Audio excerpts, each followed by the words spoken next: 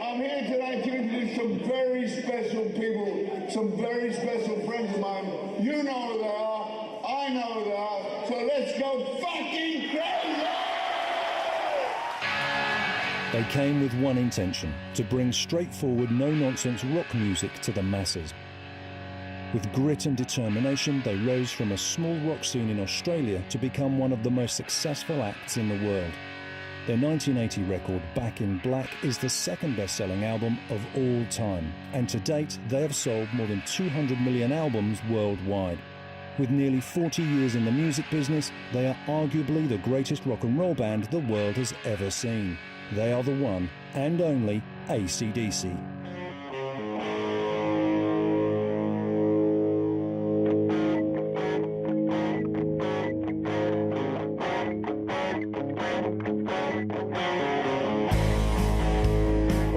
Had great catchy songs, but they appeared to be living the rock and roll dream, and I guess were, and probably still are. To be around them was to be around a bunch of guys who were keeping alive the ethic of working class, loud, cacophonous rock and roll and everything to do with it. We do what we do best, which is, rock and roll. It worked. It clearly worked so well, so quickly. It only took them just over 6 years to become one of the very biggest heavy rock bands that there ever was. You'd be lucky if a band had managed to release 2 albums in 6 years these days. They had a simplicity about them that told its own story. We're not talking about music, we're not talking about rock and roll, we're not talking about groove, we're talking about a spirit. They nailed it. They nailed it very, very early, and they keep doing it. They're really straight down the line, easygoing blokes. That's what I really like about them. They haven't really changed at all. I guess we just keep true to our roots, I suppose, and we don't try to change, and as we strike a chord. What do you reckon? Belting out rock and roll, that's all we do. They have inspired and influenced so many people in so many different ways, but ultimately everyone still looks up to them because they are AC/DC.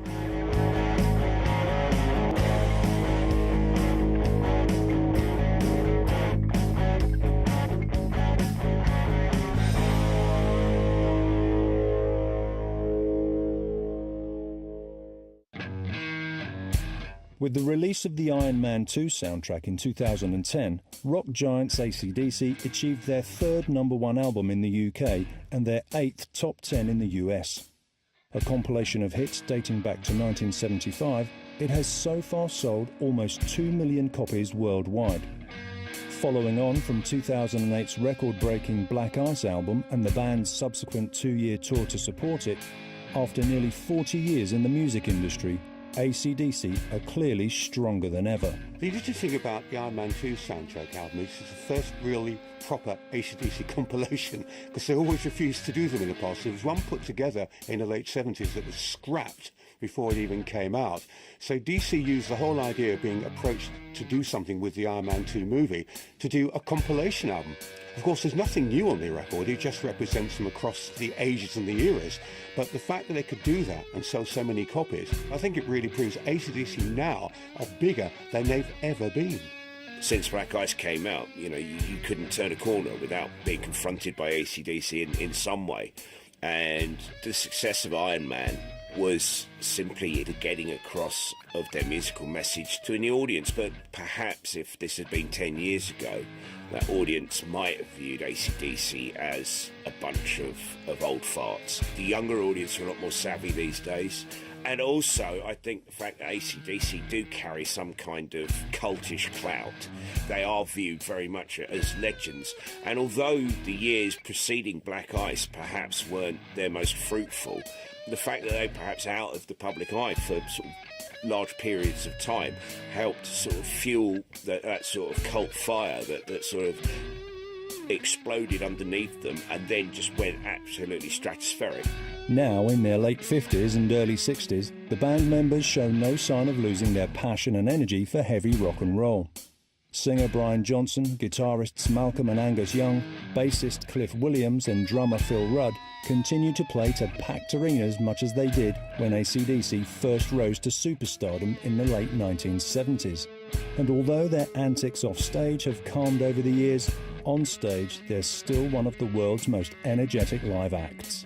Angus and Brian normally have done the interviews that I've done with them, and there were these couple little blokes sitting on a couch backstage, Brian with his little thing on, Angus sipping on a cup of tea. Meantime, you've got, busloads of people in black T-shirts sculling Jack Daniels outside and going along for the night of their lives, and these two unassuming blokes who are about to cause mayhem and merry hell in front of 20,000 people are cool as cucumbers backstage. It's quite a dichotomy, and it's fascinating.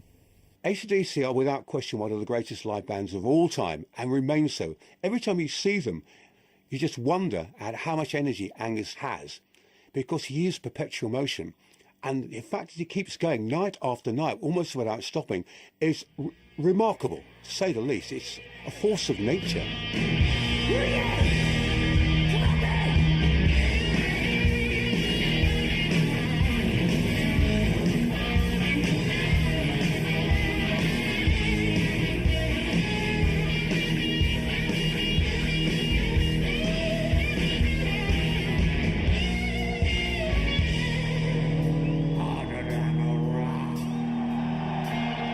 For you, it's not the money thing that kept you going. It's enjoying what you do.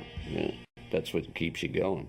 Yeah, I'm just one of those people who can, put on the guitar, put on the school suit. And once I got the school suit on, I'm ready to go. Yeah. I wind up the back, and off I go. Among the music world's most iconic figures, AC/DC's guitar god in a school uniform, Angus Young, is one of only two band members to have remained in the group since its inception in Australia in the early 70s.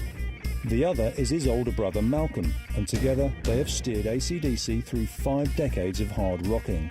Never, ever, ever underestimate the importance of the Young family in the AC/DC story. It's their vision, it's their drive, it's their support. They're a big Scottish family. They all went to Australia. They're a clan. They stick together and they fight for their own. And that attitude has prevailed from day one in AC/DC. It's a family affair. Malcolm and Angus Young have always been the fulcrum of AC/DC. Malcolm was pretty much the founder, and Angus became the image and the talismanic figure within DC, and has been for so many years. And it's become more and more their band, I think, as time's gone on. They're the songwriters, they're the people who decide when the others are called in to record, etc. And they're very controlling. Very much it's their focus and their vision. And without that, you wouldn't have DC as we know them today, have known it for so many decades. However, they're very secretive. They don't like doing interviews. They don't like being public figures, and never have done. And I think that combination of being able to do the music in their own way, of knowing better than anybody else what is AC/DC, but also keeping themselves apart from the public, has made DC who they are and what they are today. And while they've been written off many times as irrelevant and as relics of rock's distant past, the Young brothers have consistently remained focused, ensuring that their current work maintains the standards set by the albums that launched them into the big time back in the 70s. If you compare the Rolling Stones and AC/DC, the last time the Rolling Stones made a good album is so long ago, to be fair. However, every album has one or two songs that people pick up on, and then the band are quite happy to throw anything in just to fill up the gaps. Malcolm and Angus have a different approach. They're so cut off in a way from that sort of mentality and feel of anything will do for AC/DC. They're proud of the heritage and the history of AC/DC and what it stands for. And the last two albums, Stiff Upper Lip and Black Ice, in the 21st century, have been a return to form, especially Black Ice. As long as there's good music still coming through, that's what keeps the band. We still feel we got, good rock and roll tunes in us. So that's what keeps you going, the challenge, of trying to come up with something a bit different, but still AC/DC. However firmly established the band are now, their rise to the top was far from simple. The story of the Young Brothers and AC/DC began back in 1963, when their family emigrated to Sydney, Australia from their native Scotland. A working-class family with little money, they passed through immigrant hostels with their 8 children all sharing a passion for music. They were a working-class Glasgow family, and a bunch of brothers and one sister, the eldest sister Margaret, and she used to in fact buy records, sort of 45s of, Chuck Berry and Fats Domino and Bo Diddley and Jerry Lee Lewis, and she planted the seed. It was Angus and Malcolm's older brother George, however, who would be their key inspiration. Within a year of the family's move to Australia, he had formed a band, the Easy Beats, and by 1966 they were achieving worldwide success. The Easy Beats were a mid-60s Aussie beat combo. You could almost say they had a lot of connections with the Beatles. Huge hit internationally with Friday on My Mind, written by Harry Vander and George Young. And they're the important two, because those two went on to become crucial in the development of AC/DC. George Young, A, because he was Angus and Malcolm's older brother, and therefore already popular within music, and his relationship with Harry Vander has been compared to Lennon and McCartney. In a funny way, went beyond that, because whereas Lennon and McCartney very much wrote for the Beatles and a couple of other things, Vander and Young found their celebrity and their niche producing other bands and writing for other bands. George Young, to some extent, along with Harry Vander, took DC under his wing in the early days, certainly in terms of production, and in probably the way they compose and arrange songs. So you can never underestimate the value of having that within the family. And it was through George that Malcolm and Angus had their first taste of fame. Something that happened at the height of Easy Fever, when the Easy Beats were the biggest group in the country. A fan magazine, or just the entertainment magazine, foolishly printed the address of the Young family house in Burwood. About 200 kamikaze girls from a local high school descended upon the Young family dwelling, and about 20 of them got inside, and this was the barbarians storming the gates. I mean, they trashed the house. They mauled everything they could find, including little brother Angus. Because remember, I think when they came out here, Malcolm was 8 and Angus was 5 or 6, so they were still young. And I would imagine having 20 screaming schoolgirls manhandling you at that impressionable age may well have had something to do with deciding this could be fun. With George as both an inspiration and a guiding hand, when Malcolm and Angus left school, each pursued a life in music. And in 1973, after failing to succeed separately in various bands, the two brothers joined forces and created AC/DC. With the other band members drawn from the very best Sydney had to offer, in the December they made the first of many appearances on the local pub and club scene, a notoriously tough live circuit. It's a chicken and egg thing as to how it developed in the Australian pubs. Did the audiences shape the bands, or did the bands sort of, inform the audiences? Well, it was a bit of both, but if you couldn't rock, you were dead. Australian music was forged in the pubs and clubs of this country. That's where the bands learnt their chops, paid their dues, honed their skills. AC/DC came out of that great heritage, and, they earned their stripes in front of the punters of Australia. When we were playing live, it was always with the audience. If they liked what we did, they clapped, and if they hated it, they booed, We never worried so much about, Jesus. In fact, I don't think we ever really sort of worried. I mean, for us, it wasn't even a case of, even when we started, of money or anything. It was just a great excuse not to work, I think, I was running a club in Melbourne called the Hard Rock Cafe, actually. It was, nice original idea of mine. And they came and played for me, and then took off interstate, and I didn't hear from them for a while, and all of a sudden I got a call from Malcolm to say we're stranded in Perth, I think it was, or Adelaide or Perth. Would it be possible to lend them some money? Which I did, and they came over and they played my club. Myself and another guy called Bill Joseph, we put together a management deal which involved giving them a bus, a road crew, we gave them a house to live in, and we paid them a wage, I think it was $60 a week each. A key element of the band's impact was Angus. Obsessed with the guitar from an early age, originally both he and his brother had shared lead duties in AC/DC. But as the band developed, Malcolm took a back seat, allowing Angus, still only a teenager, the space to shine. When I was younger, I used to have when I was about 9 years old, I had a Gibson book and I had gone through it, and I used to always keep thinking if when I got older which guitar I was going to get, and I would keep looking through, but I always used to sit and look and sort of worship the FG. So as soon as I had some money, I thought, well, this is the guitar for me. Those times that Angus spent in the bedroom in Burwood, curled up on his bed in the corner, turned him into an incredibly proficient blues guitarist. He doesn't tend to get that much recognition. You think of him as a good rock guitarist. He's a great blues guitarist, and he has an extraordinary flair, an extraordinary facility with what he does on his Gibson, and I think a lot of young players have listened real carefully to those records with headphones on and trying to work out what he was doing.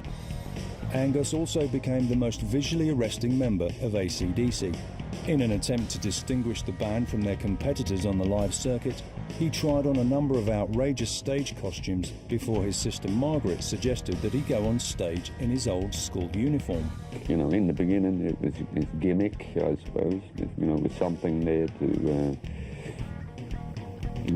keep the visual, and it was my sister. She came up with the idea, and she thought it was a good thing, because when I used to come home from school, I would run in my room and I'd be practicing on my guitar, and she always thought it looked very cute.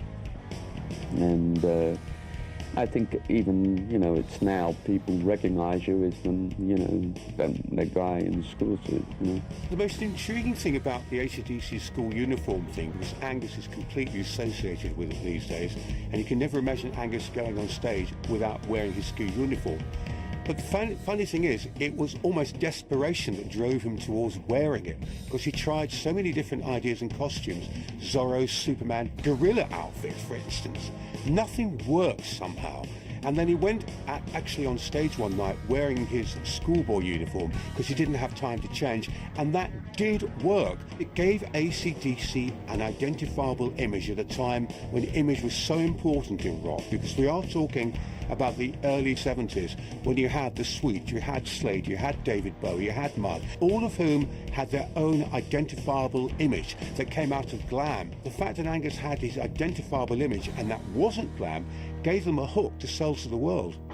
While Angus was attracting the most attention on stage, both as a spectacle and a guitarist, Malcolm remained less visible but equally essential. Not only was he the band leader, providing the group with focus and direction, he also began to develop a unique musical bond with his younger brother. What can you say? They're a telepathic musical team. This combination, Malcolm's a rhythm player and Angus is a lead. It's all perfectly sort of aligned. Just because you can have that chemistry and that balance, and they're both doing totally complementary and interlocking things, which is interlocked by something even beyond musical kind of empathy. They're interlocked by blood. I think the initial thing was Angus, just seeing this kid in a school uniform, suddenly I'd never seen anything like that before. It was amazing. This little kid, I thought when I first spotted him on stage, he was actually only about 14, 15 or something, and he was playing this incredible guitar. And his brother, Malcolm, once you get through the visual, the show business side of Angus, and you start to listen to what Malcolm's doing, you realise the talent is just enormous. This was really their shot at making it in life, and outwardly and to everyone else, they were party guys, but, at the end of the day, they were pretty together. By September 1974, the band had been through several lineup changes, and it soon became apparent that their lead singer, Dave Evans, wasn't the right man to front AC/DC. As luck would have it, an experienced vocalist from Perth was also looking for a band, Bon Scott. Another immigrant from Scotland who had found success in the late 60s with the pop band The Valentines and later the country rock group Fraternity, Bon was older than the various members of AC/DC, and he wasn't an obvious choice to become their lead singer. Bon came from a bubblegum group background, and then from there he went into a progressive rock group called Fraternity. When I heard that they wanted to put Bon in the group, I didn't quite get it at first. It was just due to my preconception of him. Certainly once he joined the group, he just embraced the whole rock and roll thing, with Angus and Malcolm, and just turned into, this madman.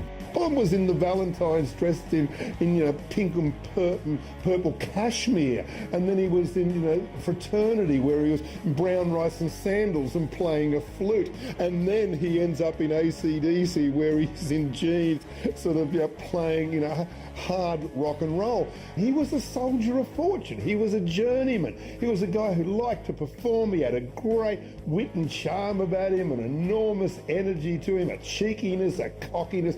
He was a knockabout Aussie lad. Despite some reservations, Bon joined AC/DC and immediately added to their sound and their appeal. Bon Scott was an absolutely vital recruitment. He made the band. He was so much the focus of the band. He was so much the vision and inspiration of the band that in his brief time in DC, and it wasn't very long, if we put it in the context of their entire career, he became massively important. What Bon gave them is that presentation of rock and roll. He was rock and roll. The way he acted, the way he led his life, the way he behaved on stage and off it. He was rock and roll to the core in the best possible sense of the term. With Bon engaging audiences in a way that previous singer Dave Evans never had, the band rose to the top of the live circuit and went into the studio to record their first LP with ex-Easy Beats George Young and Harry Vander producing. Released in early 1975, High Voltage was a shot in the arm to the Australian music scene, and to promote it, the band made their first notorious TV appearance on the primetime show Countdown. Certainly they were a cat among the pigeons on Countdown, which was very kind of, the whole period at that time, mid-70s, it was kind of very glam rock and, quite fey and a lot of poppiness. And AC/DC stomped into Countdown, and whilst they were they were sort of a bit glam rock, a little bit, but there was this incredible hard rock base to them, with enough of sort of just flamboyance to make them glam.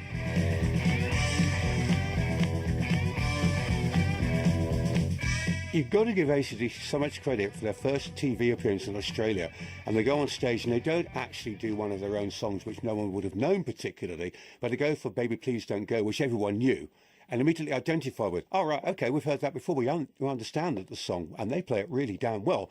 And you've got this strange vocalist dressed as a schoolgirl with a guitarist dressed as a schoolboy. What the hell is going on here? Baby don't go, baby don't go.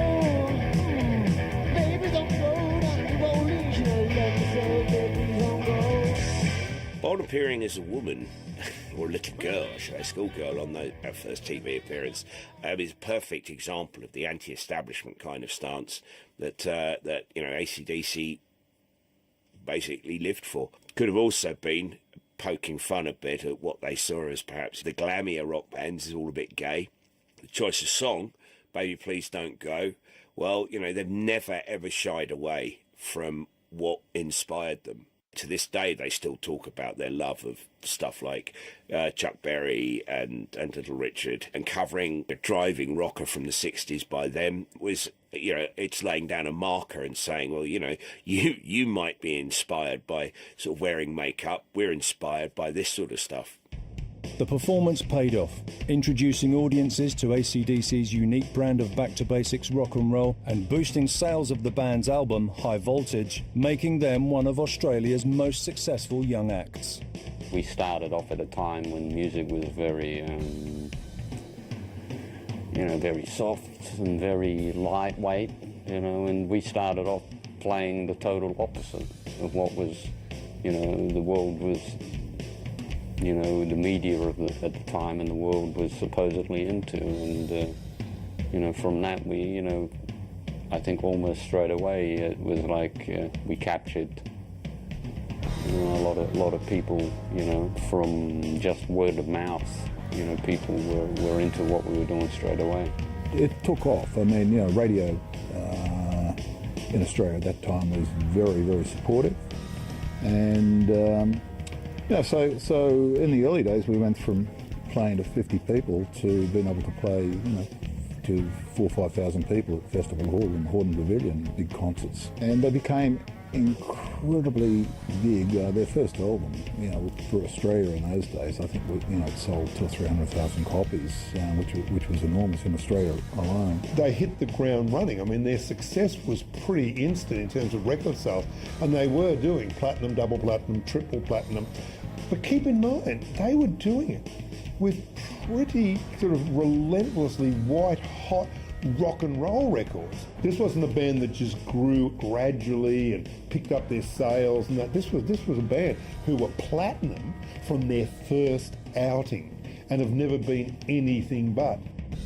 Capitalising on their quick success, the band returned to the studio to record a follow-up to High Voltage.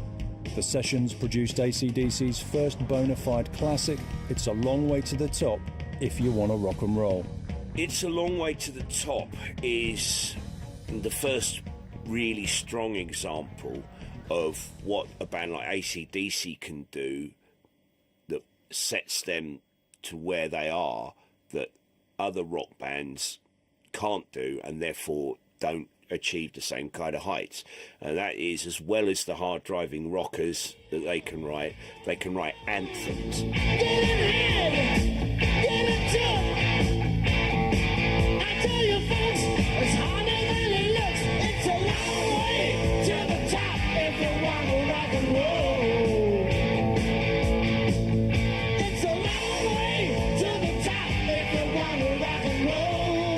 To this day, when It's a Long Way to the Top is put on in a bar, in a club or anything, everyone just goes mental to it because it's a great anthem.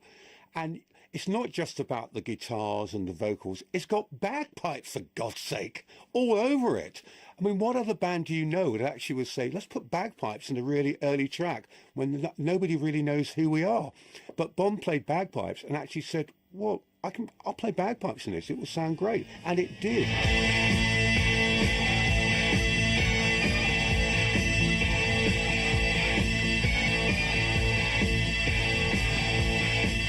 Such an uplifting chant-along anthem. It's a real driving force, but it's got, bottom line, hook. It's got a chorus that people remember. They knew even then how to write catchy songs and develop them with a real groove. And that's the important thing about It's a Long Way to the Top. Right back then, they could do that with so much heart, so much passion, so much belief, and make you believe it. Boosted by the single, AC/DC's second album, TNT, saw them return to the top of the charts. Only 18 months after Bon Scott had joined the band, they were now the biggest homegrown act in Australia. Yet despite their success, they refused to bask in its glory and instead continued with a gruelling touring schedule that saw them win over audiences countrywide. Their work ethic was second to none. It was fantastic. They would work as often as I could get them gigs.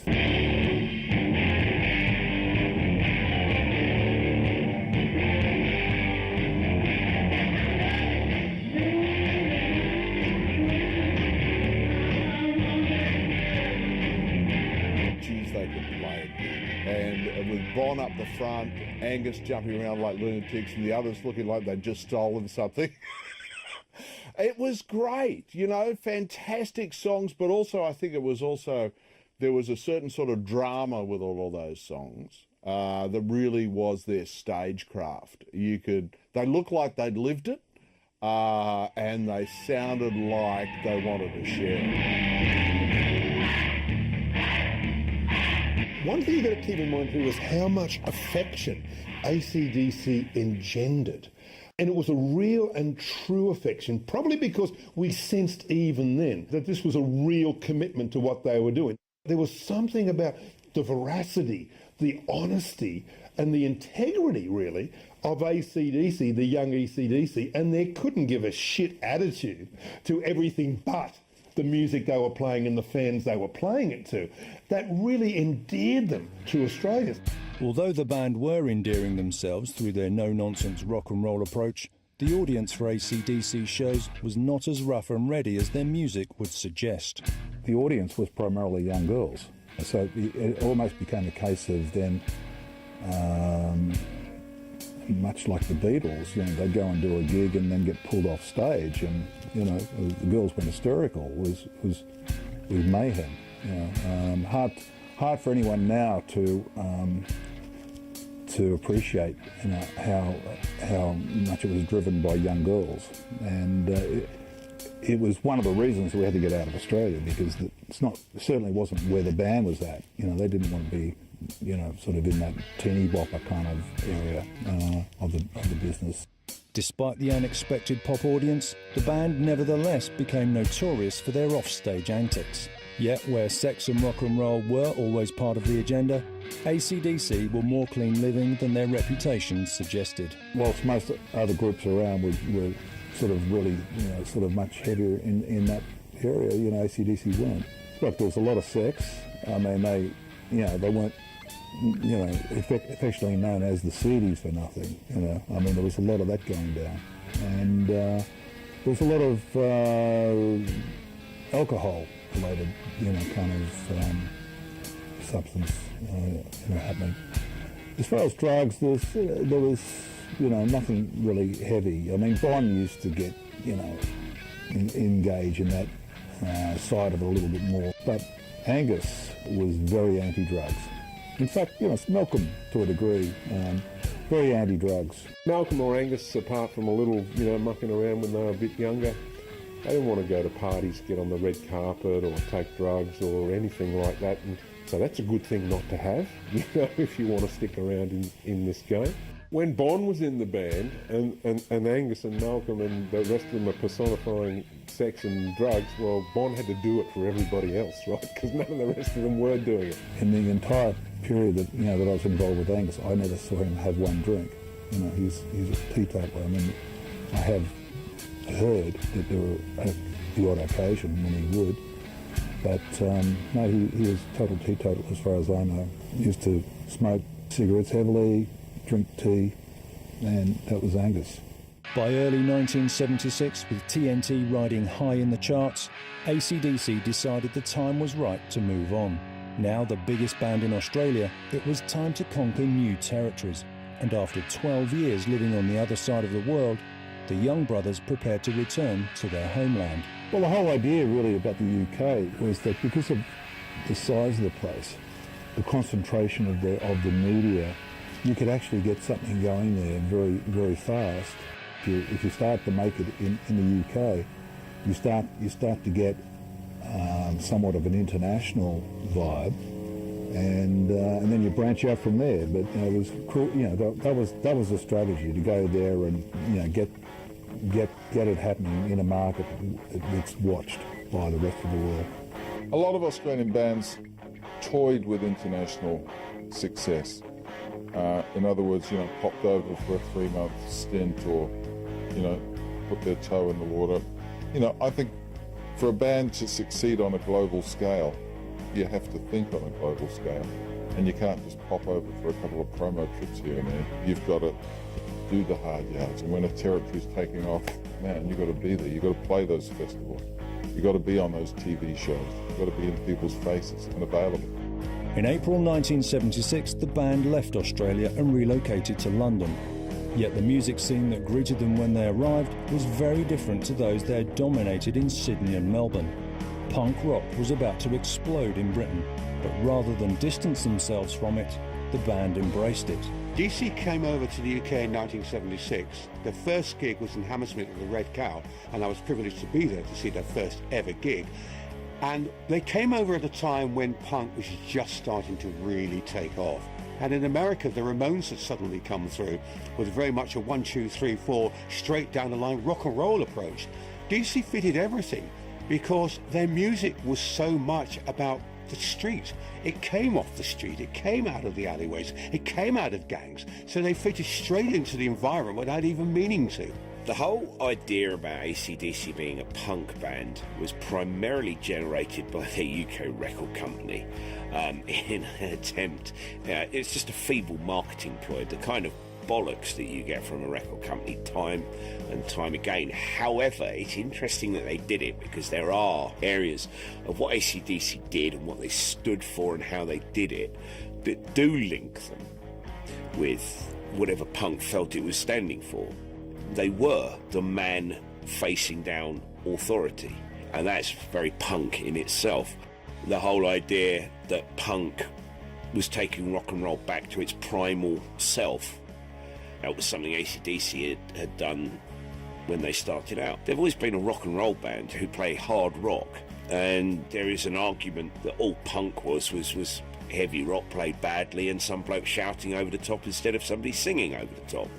So there are links, cultural, sociological, musical links, and AC/DC, I think being AC/DC, would have just embraced whoever at the time because that's what they were like. In a matter of months, the band established themselves in the UK with the same determined work ethic that had seen them prosper back in Australia. One of the reasons why they broke through relatively quickly had something to do with where they came from. Like in Australia, it was not uncommon for them to drive between Sydney and Melbourne to do a couple of gigs, get in the van, sleep overnight, do it. In other words, you went out and you did vast distances and you worked incredibly hard. So they'd be in London, at like their house in London, and their agency would ring them, 4 o'clock in the afternoon or something, say, look guys, we got this gig tonight in Oxford, and none of our bands will even touch it. No one would dream of driving that far on this sort of short notice. I don't suppose you guys would do it. And Bon would say, well, how far is it? Oh, you'd be there in a couple of hours. Oh, shit, yeah. This was our, it was like our make or break when we first come here. So we had to make a go of it, pay, we had a lot of debt and stuff. So, we really had to come here and try and break into, the music scene of the world from here. So really here we were discovered from here, weren't we? Actually, the first time we ever headlined here, Bon decided to get a tube to the gig rather than get a car. So he came along with all the fans, basically off the train. And when he got here, he couldn't get in. So he was walking up and down the front, and we had some people taking a photo out front of the Hammersmith because it's the first time we headlined at Britain at all. And they took a photo, and walking along the front of the Hammersmith is Bon with all these fans trying to get in. Bon had become the life and soul of AC/DC, a wayward rogue who charmed the British audience in much the same way as he had back in Australia. And on the band's third album, Dirty Deeds Done Dirt Cheap, he also showed that he was developing as a unique lyricist. He was continually out there, lovable, character, beautiful, probably the best rock and roll poet, well, one of the best rock and roll poets of all time. I just think his lyrics just resonate with people. Street poetry, he's just the best. Bon Scott as a lyricist was remarkable. The Dirty Deeds Done Dirt Cheap album actually sums it up maybe better than almost anything else. There is this feeling that Bon came to represent what it was like to be an Australian more than almost any other songwriter of the period. He said, I ain't spending my life here. I ain't living alone. Been breaking the rocks from the chain gang. Breaking out and heading home. Jailbreak, this is my personal theory, I've been positing this as the alternative Australian national anthem. Was this not a penal colony? And what we all have to do, as well as sign that treaty, is, black fellas, white fellas alike, have got to break those chains,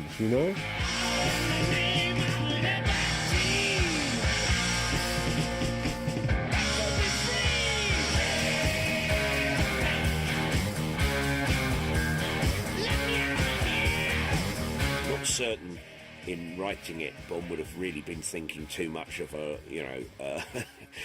anti-establishment national anthem from Australia, because he's from Scotland. But it's the single man against authority. It's an anti-authoritarian kind of thing. That's the whole image that Bon conveys superbly in Jailbreak. By early 1976, AC/DC had made a significant impact in the UK, and as they wowed British audiences on a nightly basis, the band themselves became more honed. I could just see them, sort of starting to really, grow and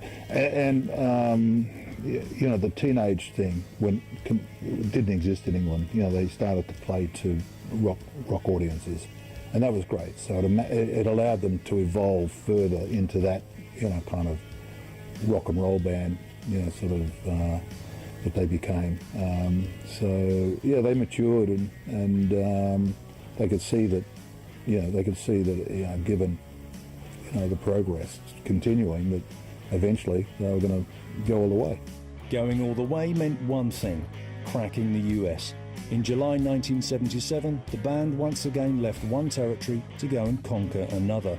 SDC, when they eventually got out there, wouldn't have found the touring, the vast touring that you have to do. And what you have to remember is that even compared with whatever kind of sort of hefty work schedule a band might have to undertake today, back in the 70s when AC/DC were going out with some of the greats, like Aerosmith and UFO and things like that, the tours were even longer, the methods of transport were more grueling. It was a slog. But they've never been afraid to push themselves. They'd have just tackled it head on. There was no ego there, which is what seems to blight most British bands that go over there. They think they're superstars already and then don't want to put the work in. AC/DC met every challenge head on. Come on, let's do this. We're not going to let them beat us. It goes back to the whole, us against the world attitude that drove them on from day one. But America would prove a tougher market to crack than Australia or the UK. Returning to England in 1978, the band recorded the seminal Power Rage album. And although it remains one of their most popular LPs, its rough edges were seen as too abrasive for US radio. George Young and Harry Vanda had successfully produced every AC/DC album so far, yet it was now felt that fresh talent was required to take the band to the very top. Enter young producer Mutt Lange. Power Rage is a very interesting album. It's Keith Richards' favourite AC/DC album, and he's a huge AC/DC fan. It's the last album with Vanda and Young, and I know for a fact that one member of AC/DC, who shall remain Bon Scott, wanted a new producer. He felt that Vanda and Young couldn't take AC/DC as a whole any further. Bon felt that with a new producer, he could open up his environment, he'd be encouraged to do so, and by doing that, the others would come along with him. The group needed to go to the next level production-wise, and Atlantic Records basically, insisted on a producer change. I was put in a situation where I had to find another producer for them very fast, and I just happened to be living with Mutt Lange, and I virtually put the phone down from Malcolm. I turned around to Mutt and said, "You've got to make this next AC/DC record." With Mutt Lange on board, the band recorded their landmark Highway to Hell album, their strongest record yet. On its release, it broke into the US charts, and it would later be widely hailed as one of the greatest albums of all time. Yet the title track about the band's grueling life on the road would prove eerily prophetic for Bon Scott. Highway to Hell took AC/DC to another level in terms of sound, in terms of style, and almost in terms of performance. Somehow, Bon was a man reborn, because you listen to him on that album and he has the room to do things. He sounds stronger than he did in any of the other albums.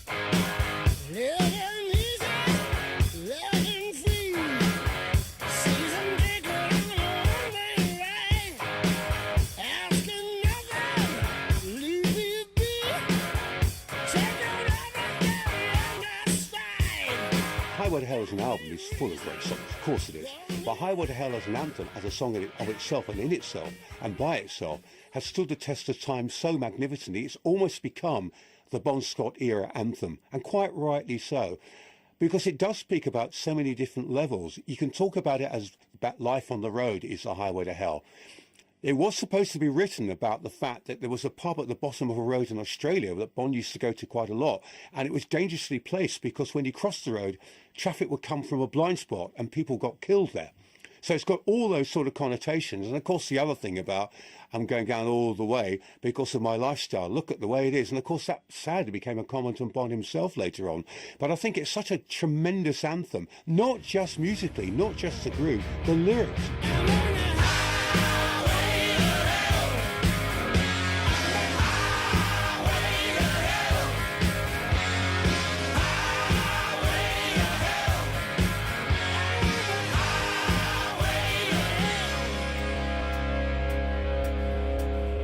If you look at Highway to Hell, and it, and the subject matter of, the dreariness of life on the road, and it's a pity really for Bond in a way, because that dreariness was about to be removed in favour of like superstardom, and unfortunately for him, it was snatched away from him, the chance to taste that before he got what was a deserved chance, because he, along with the rest of the band, had been pivotal in getting them to that point.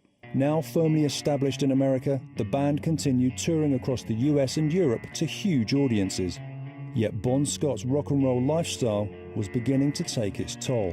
Bond was just out there, he was just getting shit-faced every night, getting into trouble, making, girls pregnant. You just get phone calls that, to say, it's such and such a hospital, we've got Bon Scott, and give him your number, and, you'd go there and, he would have taken too many pills or, got into a fight, he was continually out there. I mean, he used to say that he didn't want to live beyond, I forget what it was, 40 or something, but I don't think anyone really felt that he was in danger of, doing himself in, through what he was doing. But he was. On February the 19th, 1980, just before he was about to commence work on AC/DC's follow-up to Highway to Hell, Bon Scott passed out during a bout of heavy drinking. Left overnight in a friend's car, in the morning he was discovered lifeless and was pronounced dead on his arrival at King's College Hospital. The official cause was listed by the coroner as death by misadventure. I was just in an elevator in a building in North Sydney, and someone just came up to me and told me, and it was, I was just totally shocked, and just couldn't believe, in just total disbelief really. It was just kind of weird hearing it from this person that I barely knew, and just disbelief really. The band were shell-shocked. Yet after briefly considering quitting, with the blessing of Bond's mother, they decided to press on. After holding several auditions, they chose to recruit Brian Johnson from the British rock band Geordie as their new lead singer. It would be the greatest trial that AC/DC had faced, losing the figure who had given the group so much personality and introducing a new frontman just as they were looking to truly crack America. I think probably the hardest was when Bon Scott, I think that was died. I think that was probably the hardest thing, because we didn't know whether we would continue as a band, and so that was what I would say would be the hardest thing to do. Bon was one of the greatest rock and roll frontmen that the world has ever seen. That Brian Johnson managed to come in and he didn't try to replace him. He was his own man. He tried to fit in with what they did, but not copy Bon, and he's still there, rocking out with them today.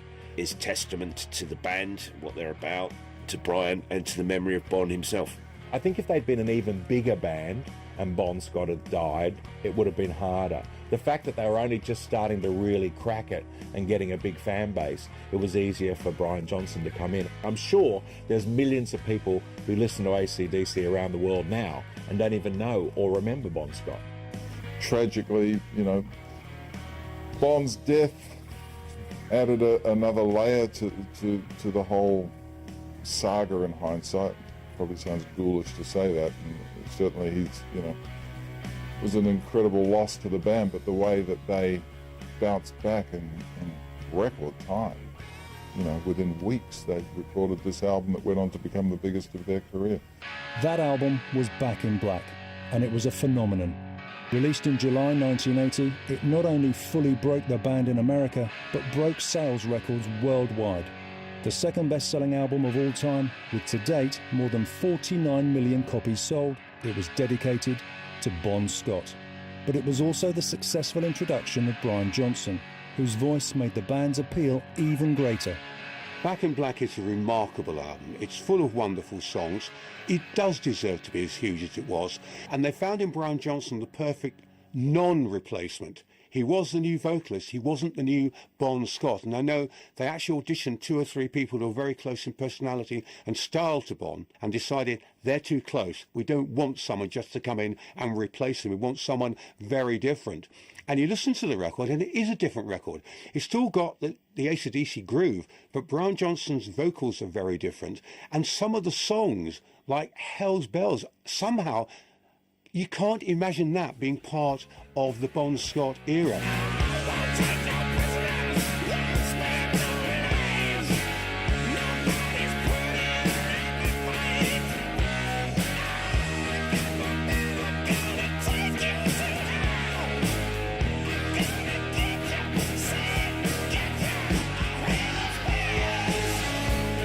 When they did recruit Brian, the planets were aligned. There is no question about that. Brian was pretty much the way particularly Americans saw a rock singer. The way they thought a rock singer should be in a way. Brian, for an international audience, possibly just gelled just that little bit sort of, more effectively than Bon might have.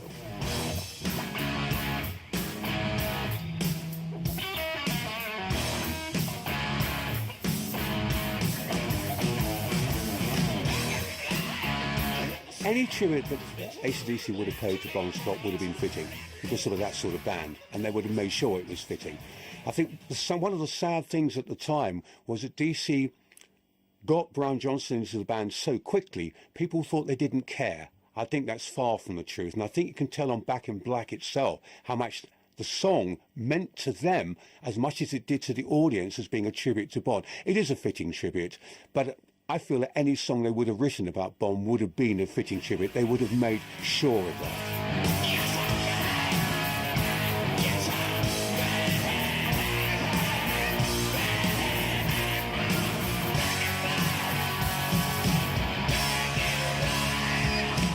There's no doubt that one of the reasons Back in Black is so big is because the sound is so huge. It's epic. It's a massive record, not only in terms of its sales, not only in terms of the great songs, but in terms of the way it sounds. It still sounds enormous. And it was Mutt Lange, for me, getting to grips with the band on the second time he'd worked with them. First time, okay, feeling my way a little bit, so let's see how things go. Second was, right, let's go out and make the great rock album, the ultimate rock album. And he did it with them, absolutely did it with them, because it does sound like it could have been a Led Zeppelin record. It could have been a Black Sabbath record at their pomp and their prime. It could have been any of those great bands making an ultimate record. And he set out to do that with them and did it. Having now established themselves as one of the biggest rock acts in history, AC/DC looked to build on the success of Back in Black. Yet despite the strong follow-up for Those About to Rock, the band struggled to regain form in the 1980s. Across the decade, they continued to draw huge audiences to their live shows, but from 1983's Flick of the Switch, they began to be criticised for being musically unadventurous, something that the band themselves acknowledged. There's this great story. There's a lovely anecdote. I believe it's true, and I've used it many a time. And this is sort of about mid-career. And there's an interview being done by, I think it was a young woman, as I recall, and she was from college newspaper or college radio or something like that. And she's interviewing Angus, and she gets all sort of, she thinks she's got him here. And she says, "So what do you say, Angus or Mr. Young probably, about those people who say that you've made 13 albums and they've all sounded the same?" drew his little shoulders back and he puffed out his wee chest and he said, "It's a dirty, rotten lie. We've made 14 albums and they all sound the same." Yet the young brothers were struggling to come up with the kind of strong songs that had made their name. And throughout the decade, sales of AC/DC albums dropped significantly. People always look for the reasons of a band's decline, but I think there's always a period, a purple patch, where bands write great songs. They're going through this momentum which drives them forward, the urge to succeed, the urge to win people over. And then maybe it dries up a little bit. So AC/DC are no different to anybody else. You look at a band like the Rolling Stones, how many times have they made an album with one or two good songs and a lot of filler? It's happened to everybody. DC were just no different to everyone else. People have tried to put the finger on the fact that they didn't work with Mutt Lange after For Those About to Rock. Maybe that's the reason, maybe it isn't. I just think their time for writing that collection of great songs had run out for the moment, although they did get it back, thankfully. Having set themselves up as going to be massive, with Back in Black, and then to a certain extent with For Those About to Rock, they did take a couple of hits. Commercially, they weren't as big as they had been, but there was no let up in the quality of the live shows. And to be honest, hindsight to these ears suggests that Flick of the Switch is a very good record. Just doesn't happen to sound very commercial. Fly on the Wall, I'm no fan. And Blow Up Your Video, there was signs that they were getting things back on track. Of course, at the same time, all this coincided with Malcolm's alcohol problems. Simon Wright left the band. They had to get another drummer in. It was probably not the best decade. They might have started it with an album which went on to become the second biggest selling album of all time. But the 80s, they were probably glad when the 80s were over, I would have thought. In 1990, the band's fortunes changed. With the release of the album The Razor's Edge, they returned to the global popularity of their glory years. With its opening anthem Thunderstruck providing them with an international hit single, the band had stuck to their classic rock roots but reshaped their sound for a modern audience. The Razor's Edge was a very interesting album, and the choice of producers very interesting as well. They go for Bruce Fairbairn, a man who's known for Bon Jovi and Aerosmith. And in terms of production, it's certainly the slickest record that they've ever made. And I think perhaps a good choice by them, because I think they'd had looked back at the 80s and thought, we can't go through that again.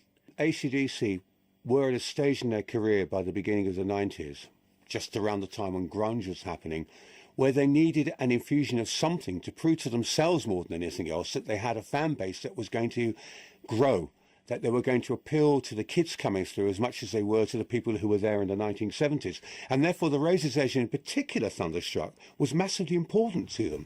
Thunderstruck became a new anthem.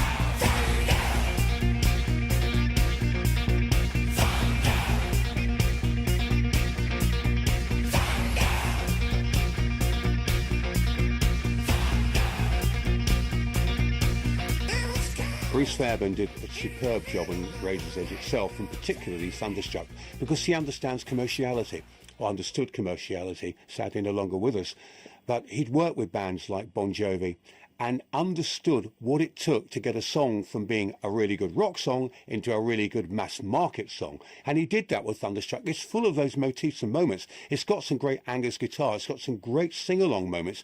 And at times, Brian Johnson sounds like Tina Turner. From the Ike and Tina Turner days, it's got that sort of real vibe about it. It's got a groove that's AC/DC, but has been expanded in a different way to perhaps Mutt Lange would have done.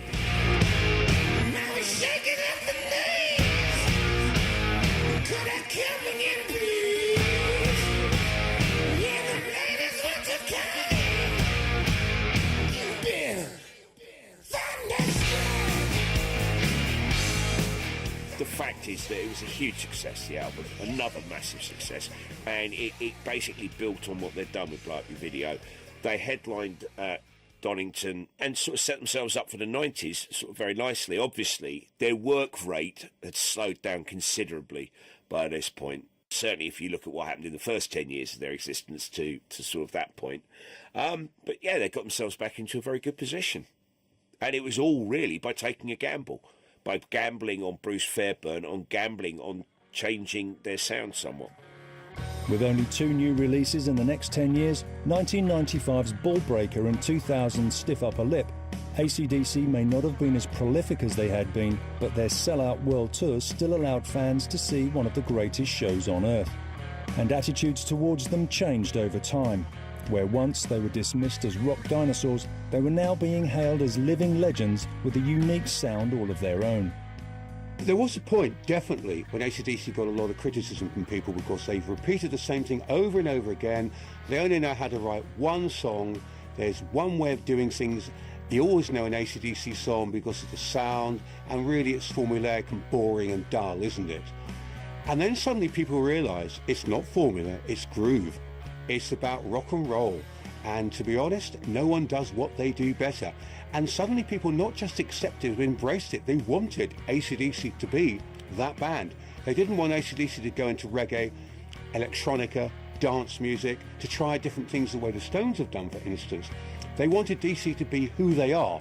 And they became not establishment, but a safe band. People felt comforted they're still there, and they're still making albums which have that AC/DC sound, because no one wants anything different. I always like things that, you can tap your foot to, and that's, you've got to have that.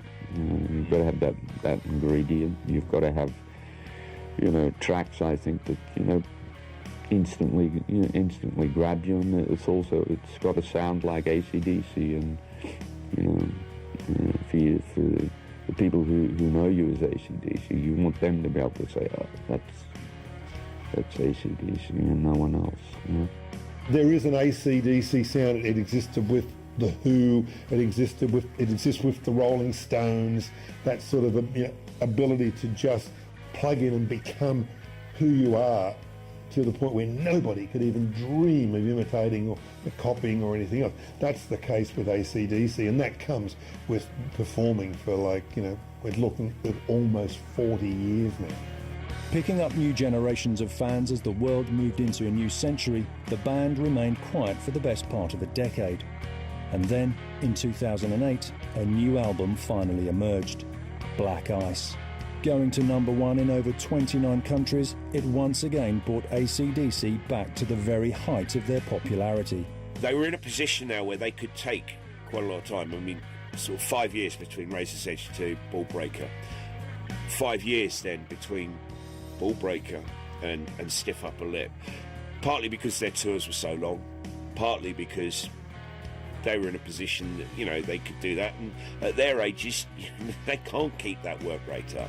The 8 or 9 years between Stiff Upper Lip and Black Ice led most people to believe they were never going to see another AC/DC album again. And there were all sorts of rumours and stuff like that. Of course, when they did get that AC/DC album, wow. It's almost as if, having weathered the storm of the 80s, it seems that, they might have taken 2 decades to do it, but they gradually were working their way back to the very pinnacle that they had once achieved with Back in Black, with Black Ice. Now in their 5th decade as a band, AC/DC move incessantly onwards, unfazed by criticism, unaffected by fashion. The determination of the band, and Angus and Malcolm Young in particular, to keep AC/DC true to its original philosophy of hard-hitting rock and roll has meant that they are now unrivaled musical legends.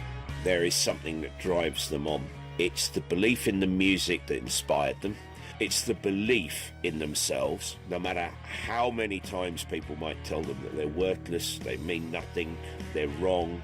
They're like, we will do what we do the way we do it. And at the end of the day, you have to admire that attitude, even more so when they prove themselves right time and time again.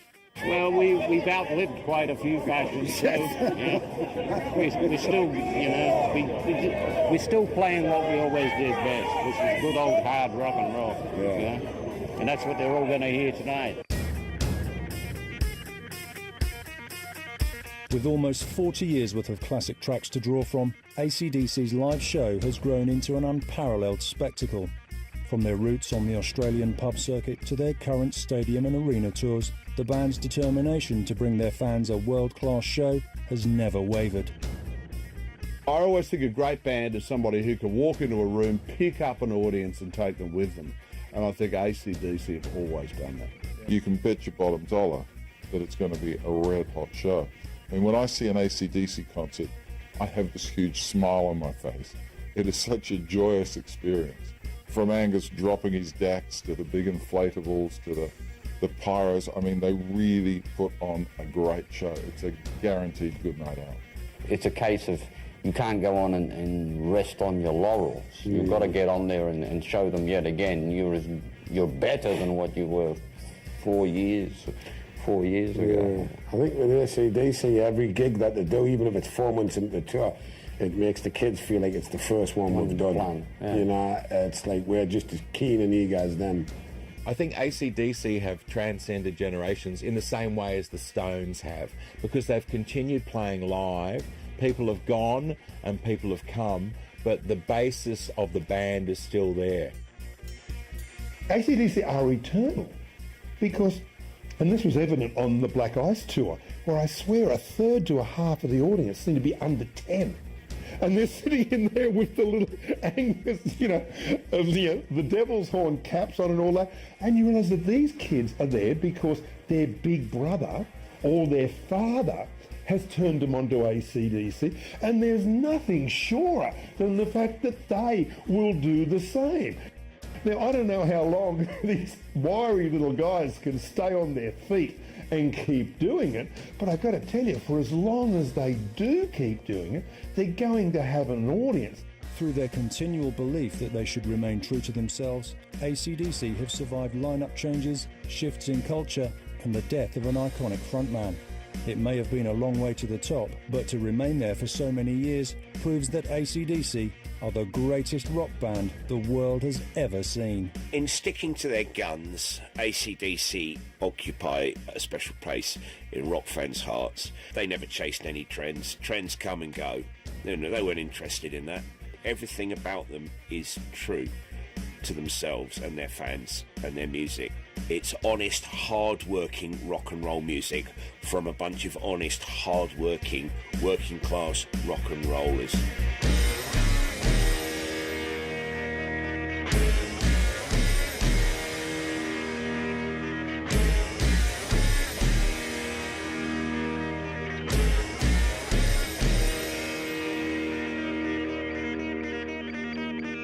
I've never sensed in all the years, I think, that I've known them, the slightest bit of pretension about them. The trappings of their extraordinary fame doesn't appear to have had much impact upon them whatsoever. They do what they do, and you get the feeling that all will be right with the world as long as they keep on doing what they do. Angus, would you like to say anything else for your son? Just thanks to everyone, and keep on rocking and rolling. Thank you very much. Thanks.